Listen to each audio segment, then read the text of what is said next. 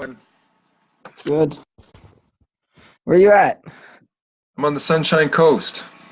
Okay. It's still sunny over there, huh? Yeah, it's beautiful. How about you? I'm in Vermont. In Vermont? Yep. Looks like you're in a specific type of home there. Is that Yeah, it's a home that I've built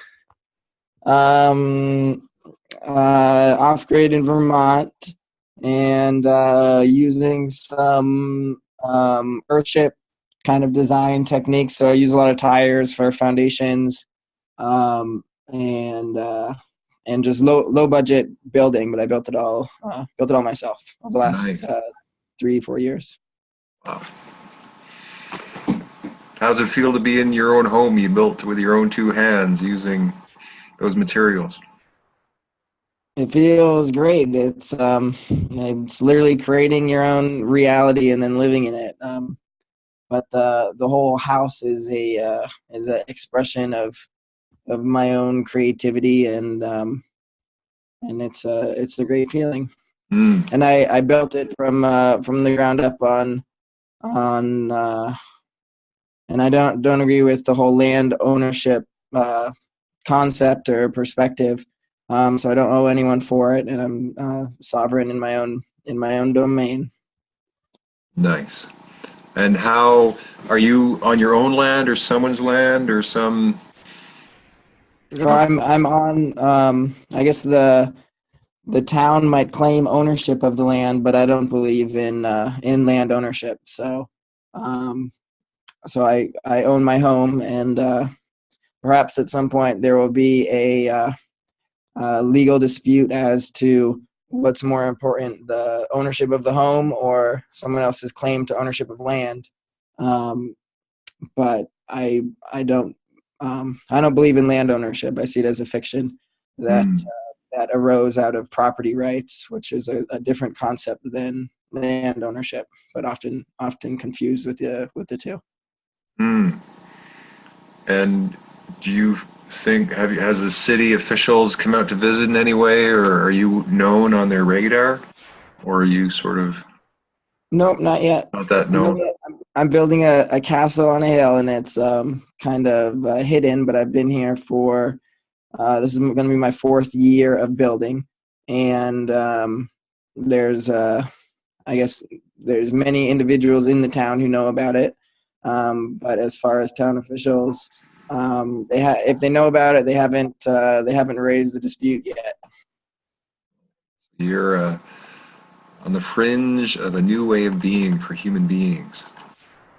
Yep, I'm pioneering this, but I feel very comfortable in it. It was kind of fearful for the first year, or maybe even a little bit into the second year. But at this point, there's no real fear about it. And if it comes to a conflict, and also because there's legal justification, and the Vermont Constitution is very good about the rights of citizens uh, to as far as your property rights and claiming land and defending your land. So if it comes down to a legal sort of dispute, I'm very comfortable with the legal foundation of it as well. And I represent myself legally, um, so it's just a big learning experience, really. I have a friend on the coast who did something similar, I think on Crown land here in Canada. And at some point they came with a big bulldozer and they just toasted his whole house that he'd been building. Well, that'll be interesting. There's a lot of people who project that as the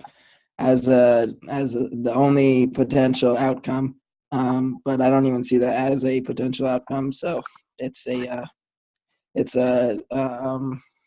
I wouldn't call it a battle, but it's overlapping views of reality, and conflict isn't really a part of my reality. It's just education as far as ironing out the differences, really. Hmm. Well, my hat's off to you, and I know that what you are doing is within a great sense of integrity and truth. Thank you. So, And I'm not. sorry. I was just gonna say that that it's not a. Yeah, I guess just responding to that, that it's not a. I guess I was kind of repeating the same point, that it's not a conflict, and it's not.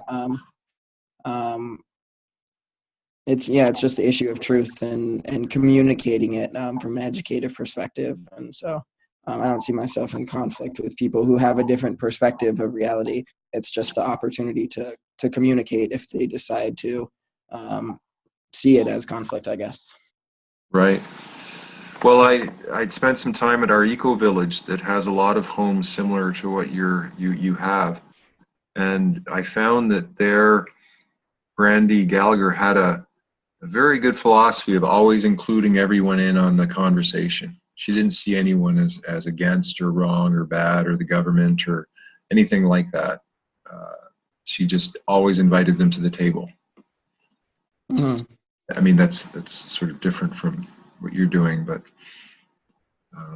Well, yeah, I'm the same way. It's just I'm not. The longer I can go without them even being aware of it, the better it is. As far as the whole concept of imminent domain only exists because of realities that exist or realities that persist for a certain duration, and then after a certain duration, they get legal acknowledgement. So the longer there can be the duration before the conflict is even raised by other parties, then the better the stand as far as the lack of their grounds for any sort of claim. Um, and just as far as the original concept of property rights being in relation to agrarian use of land and making use of unused land, when for them to not even be aware that I've been here for this long and to be living a sustainable lifestyle.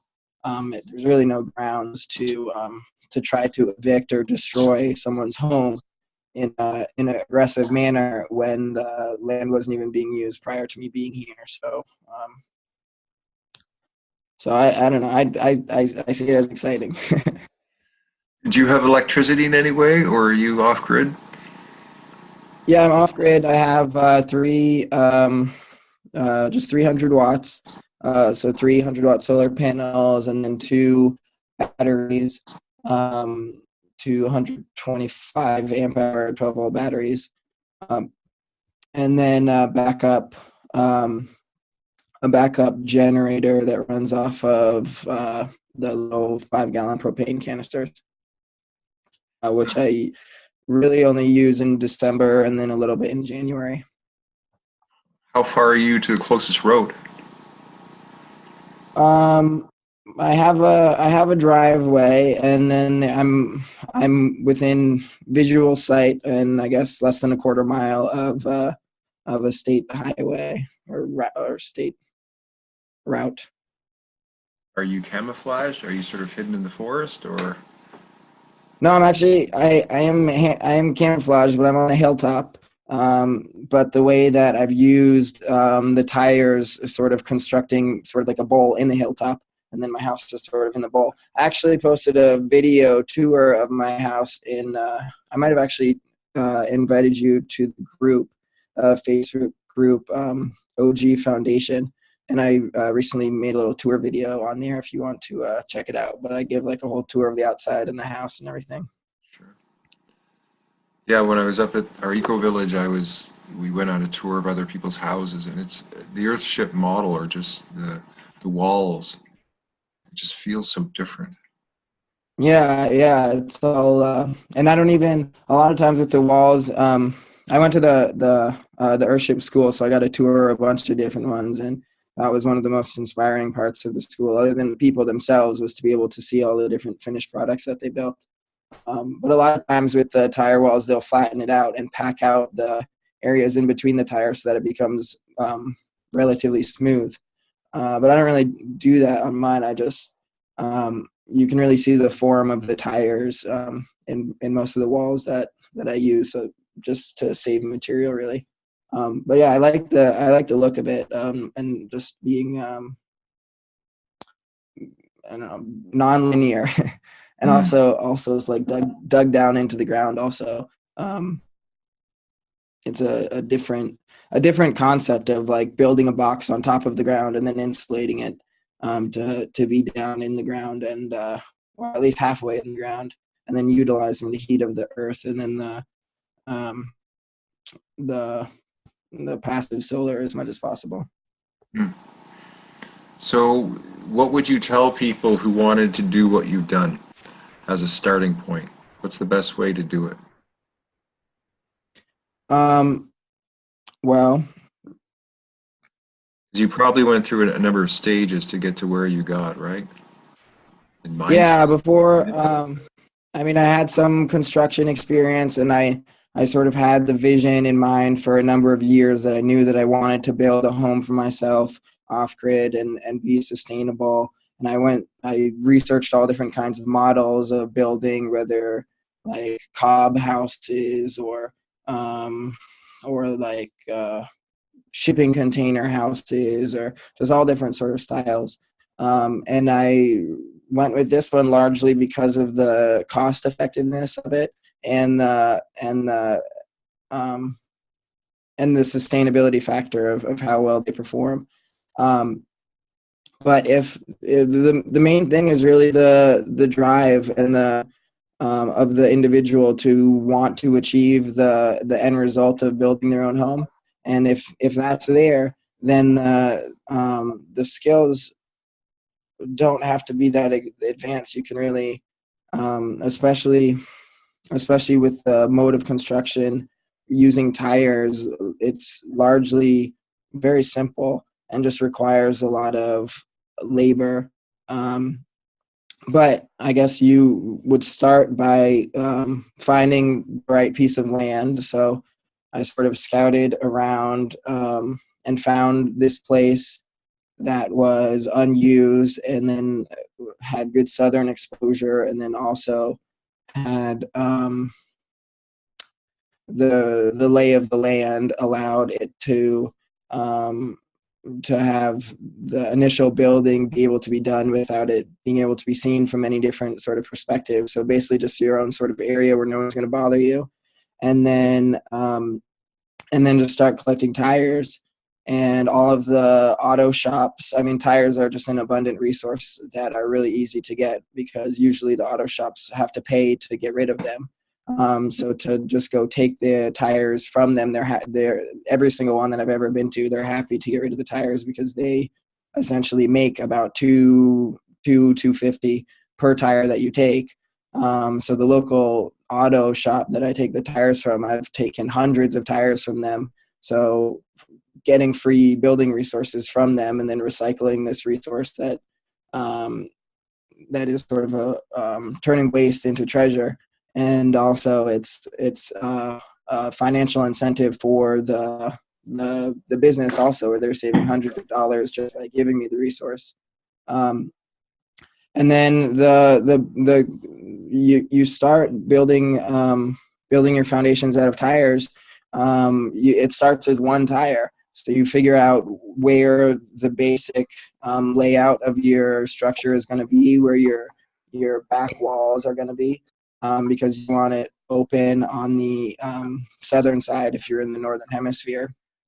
And starting from the lowest point of the natural grade of land, you just level out a place and plant your first tire, level it and fill it with dirt and pack it full of dirt. And then after that, you level out the area right next to that tire for your second tire. And you just go one tire at a time, and then outline the basic outline of whatever structure you've imagined, which a really basic structure is just sort of a U with the opening on the southern side. And then once you get the basic bottom structure and then some drainage in so that it doesn't fill with water, then you just build up the tires. And you don't really need to plan it all out. As long as you have the vision, you can really just go one tire at a time and just focus on the next part. And that's one of the things that I love about this. That was the most empowering, I think, about the basic sort of earthship technique, that you can use basic tools. You don't need any machinery. Just using sledgehammer and shovel and pickaxe and a level, you can essentially build your entire foundations and carve your house into the land, in the area that you choose. Are you close? And do it at zero cost, as far as just the tires and the foundation part. Are you close to water? I am close to a water source where there's near a farm where there's like water spigots for watering horses and cattle. So what I do is I use those, and it's from an aquifer. So I use that for drinking water, and then I harvest rainwater. Like you can sort of see right here is like rainwater. So in between from all the roofs, essentially harvesting rainwater, and I use that for cleaning. And I have pressure water, running water for doing dishes, and a pressure tank and a water filter and a pressure switch, and so I use all rainwater for cleaning and for like plants and stuff.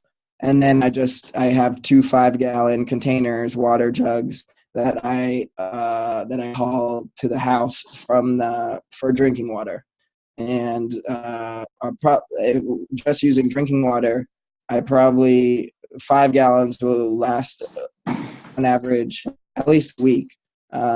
So it's not really a big deal to make a run of 1 5-gallon thing in each hand. It will last like about 2 weeks for drinking water. Do you have any visitors or friends that are helping you to build? Or I have had some. Most of it has been just me, but I've had some help from family and friends, and then from some people that that I met at the Earthship Academy, who are also friends. And then this season, I'm going to be doing some like workshops also for people who are interested to be able to get some hands-on experience doing the basic sort of things like tire pounding and then just introductions to other sort of information as they're interested. So I'm gonna be doing sort of I've just been open to friends and family as they've been interested, and I'm getting into a little bit more structure of doing like a weekly workshop starting in May, and then if there's interest, then I'll do one every month for the build season. so For free. Okay, so perhaps this video could be used as a teaser or introduction to those courses for people to get a bit of Sure. Yeah, the main sort of structure that I'm planning on for this year is like a tower, and then connecting it. The video that I made in the OG Foundation group, that I guess it gives a good sort of visual of the layout of things and how it sort of fits together. But the projects for this year, I'm going to be doing a lot of different tire pounding projects. So there'll be plenty of opportunity to learn that, and then the techniques that I use with sort of mixing masonry with tire pounding, and then there'll just be some experience with like an intro to like the electric systems and the plumbing systems, and I guess just different building techniques like doing Ferris cement domes, and just some gardening stuff also. So we met through United Earth, right? Did we? Yes. And then you met Gabriel. It sounds like you've had some good conversations with Gabriel. Yeah. And And today you were sort of jumping in on a conversation with Rick concerning the natural news, natural health, was it being brought down by Google? Yeah, natural news. It seems like a sort of a shot across the bow of censorship, and it seems like a really important thing that needs to be exposed as far as the free internet and it being controlled. In different countries like China, they have a pretty good control and censor their internet, and it's important to, from my perspective, it's important to have a free internet, to have access to all different perspectives, to have free speech, um, and I think this is a great case of it. And it seems like there's a lot of pressure on natural news and InfoWars. It seems like both of them are being specifically targeted with different interests, and also the same interests behind targeting each. But the natural news one seems to be really the pharmaceutical industry and a lot of the exposition that's been going on of the poisons of the marisol and in flu shots and vaccines and the overall pharmaceutical industry, and that's getting some a lot of publicity and also support from the new president. And it seems like this is their sort of their counterattack to try to reclaim the narrative of that their poison is beneficial for people.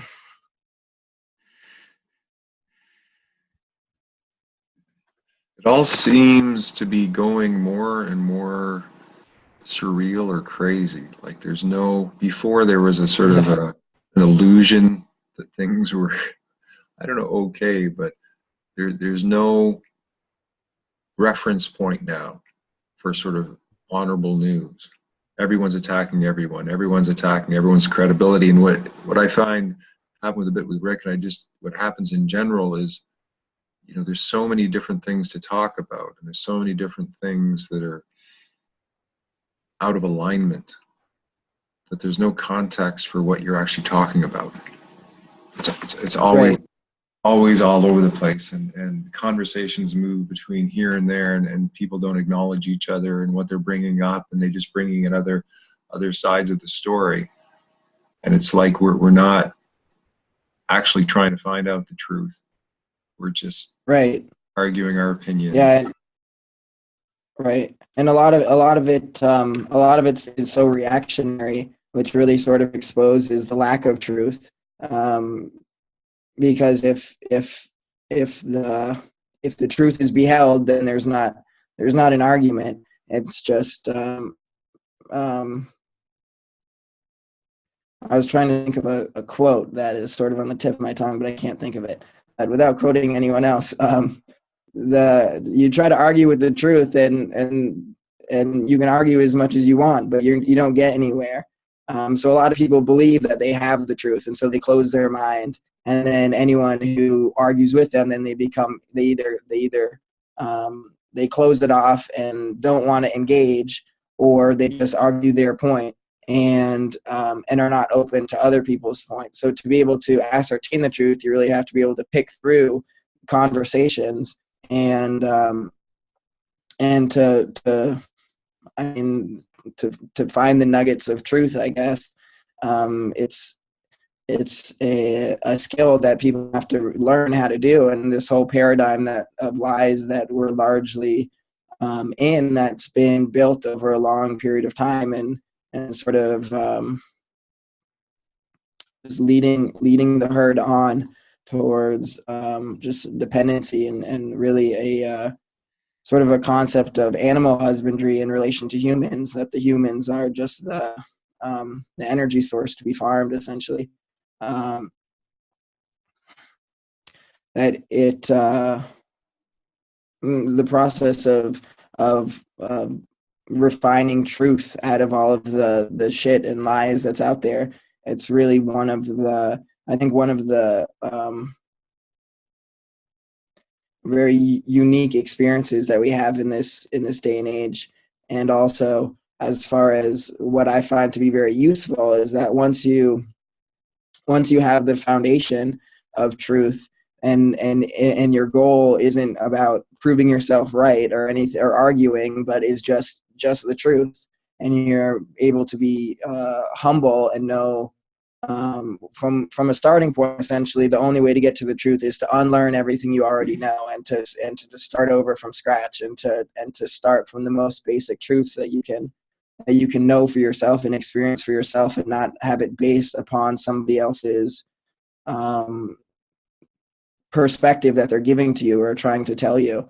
And as you're able to build up this truth of your own knowing and your own experience that can't be undermined by somebody else, then that becomes the reference point. The truth within yourself becomes the reference point. And when you focus on just that, when you're exposed to a whole litany of perspectives, if your only focus is the truth, then you can expose yourself to all sorts of perspectives, and the truth in them sort of resonates as an intuition, and that which isn't true, it just doesn't resonate. So you can read through all sorts of things and just keep an open mind and not make up your mind about anything, and then maybe you'll see like one word or one sentence or something that resonates with you, and that's like the one little nugget of truth that you might take out of something. And and I guess I'm just sort of explaining my sort of process of separating the truth from the lies, I guess, and also to and I guess there would be sort of a stage of truth seeking and ascertaining the truth, and then also sharing that and conversing with others, and the just the ability to be humble and to face the reality that what you know might not be true and might not be correct. And if you're faced with something that exposes that, then to be able to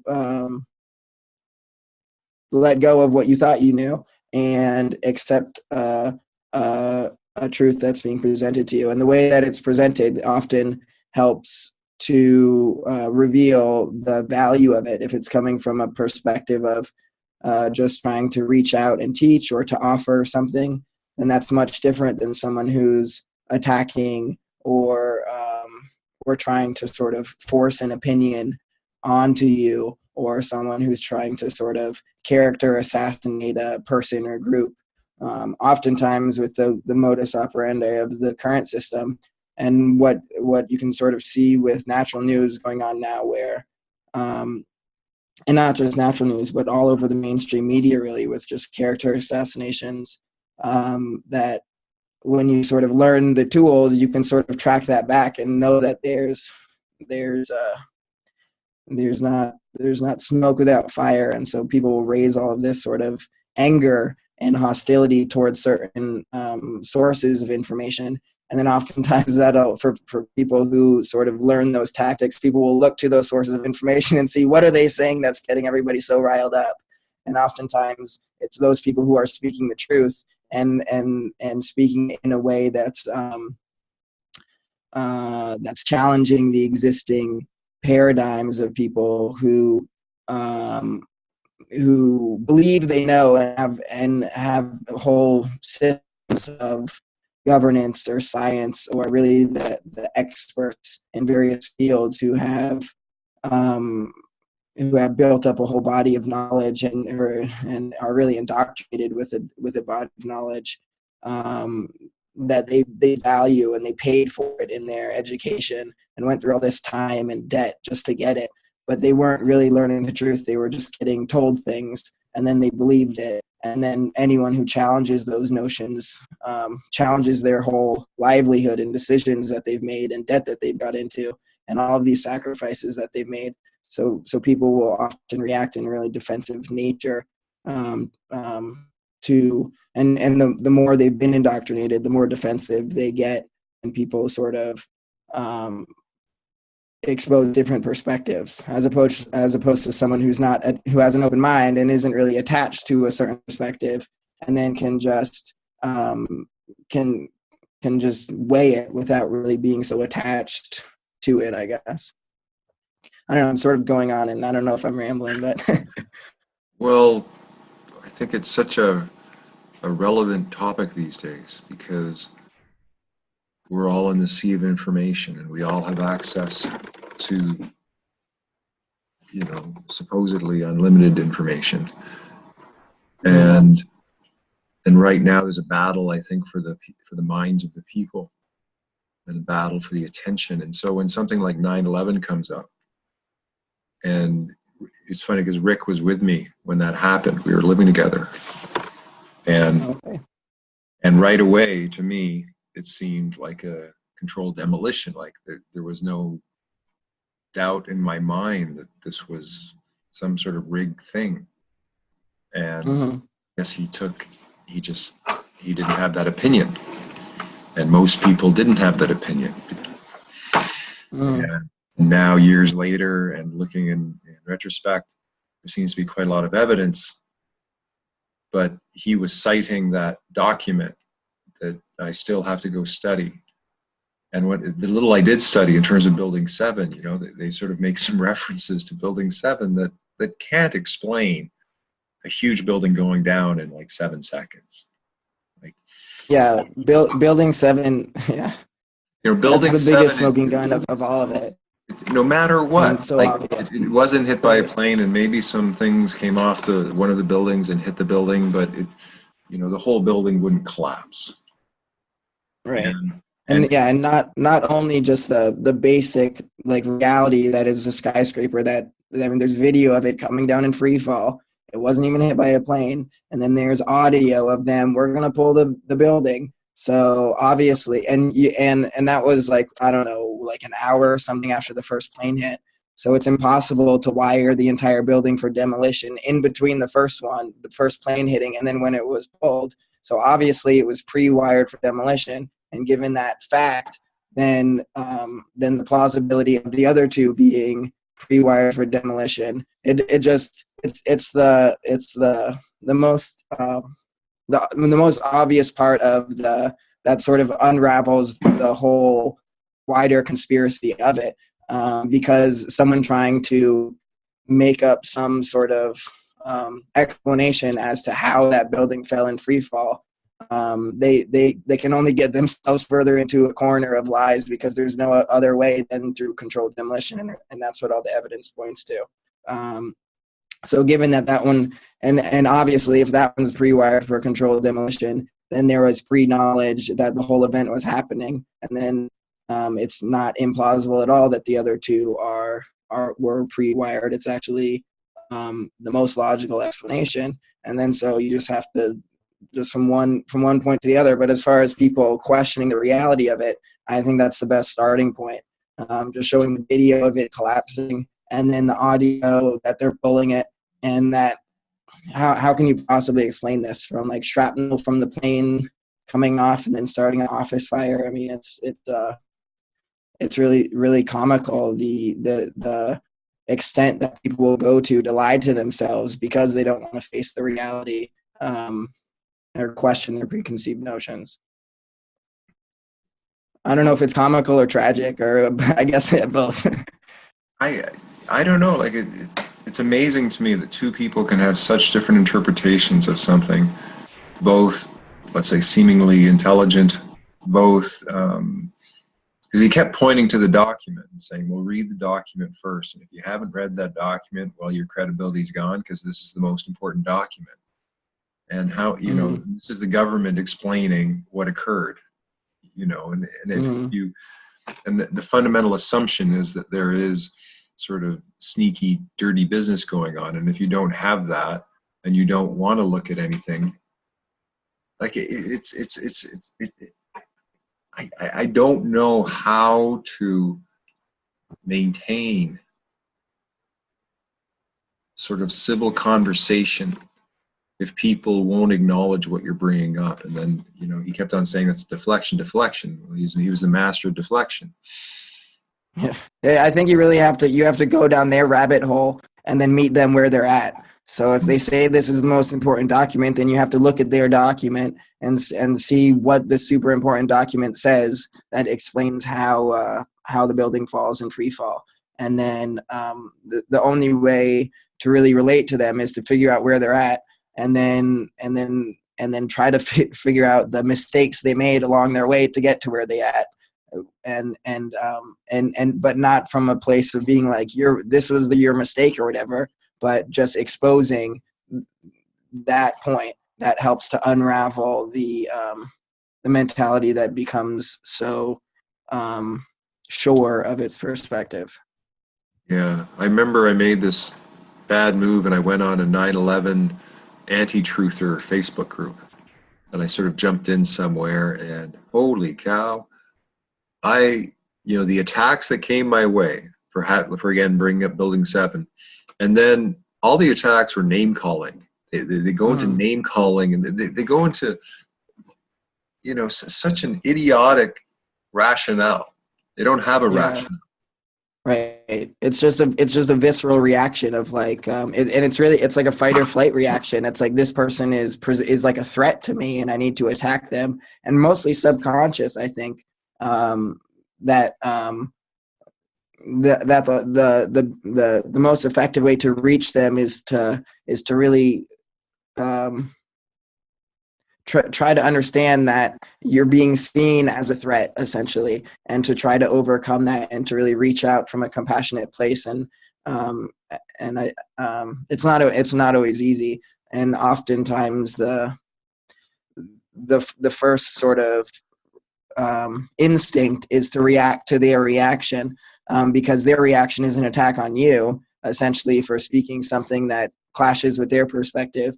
And so the first reaction is either defense or attack, but to understand where they're coming from and to not have any reaction, I think is the only way that I've really found to be able to bridge that gap. Because if you try to attack back or defend, then it's only playing their game, essentially, as opposed to really trying to understand where they're coming from and help them to find their way, I guess. So this is a first conversation between us. I don't know really the extent of where it will go. I'm just noticing people who show up on my stream and participate, and so I'm always curious to find out about them and who they are and why they're there, and something like the first conversation that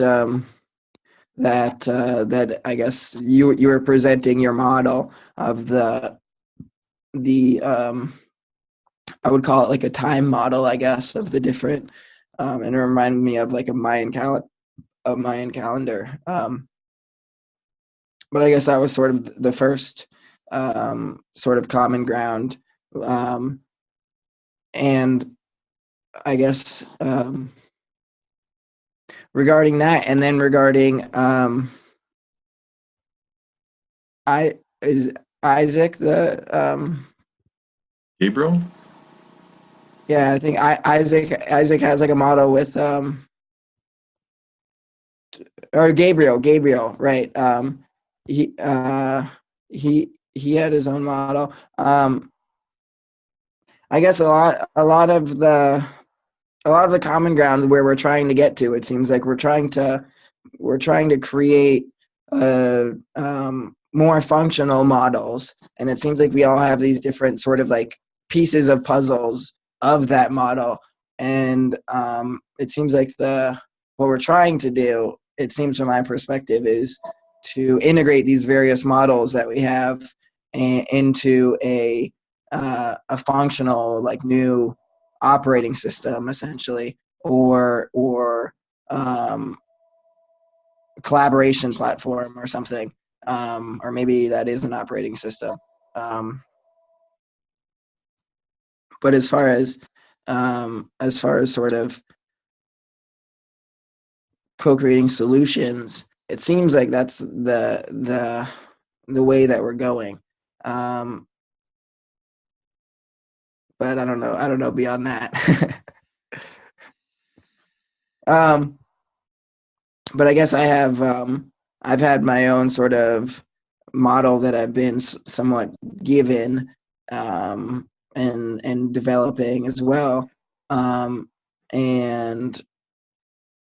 then with United Earth and the people who are working with that and some other models, it seems like that's sort of the work at hand, other than trying to um, ascertain the truth and then communicate with people on a level of truth, and to shed the illusions and to transition into a new, I guess I'll just use the word models again, but new Paradigm. new paradigm. New Yeah. paradigm. Yeah. That's what, I don't know. It's clearly the transition that we're going through, and I think that the failure of the old paradigm is apparent, and to various degrees based on your relativity. And so when after the failure becomes apparent, then you can prepare for the collapse, and then and also create new models. So it seems like a lot of the work that that a lot of people are putting in right now is trying to ease the transition from the old paradigm to the new paradigm without this like chaos Mad Max scenario like in the middle. That I don't know. Who knows? Who knows how to we only know how it's unfolding now, but it seems like the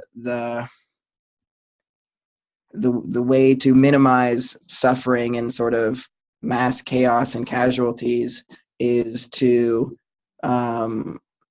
be compassionate and not reactionary, and to create these new models and to exemplify these new ways of living that aren't about dependency and are about empowering and and sustainability and decentralization seems to be key factors in that. But at the same time, if the larger systems that are currently existing, if they can transition and not just collapse, then that is in everybody's best interest also, I think.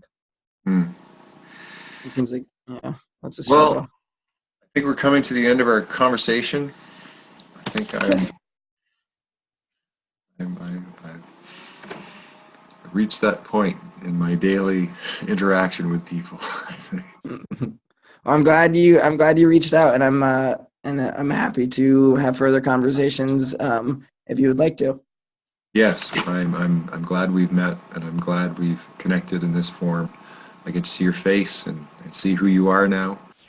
And what I hear so far is a man dedicated to a higher truth and living his integrity. I'm very glad to meet you. Thank you. I'm glad to meet you, and I hope to. I think a lot of this was me talking, but maybe in a further conversation, I can learn more about you, and also if you'd like to sort of get the tour of the things that I'm building, the video, the sort of tour video in that group is a good resource for that. Could you send me that video? Yeah, I'll send you the link. Okay. Well, have a great day. All right, you too. See you later. See you, Keenan. All right.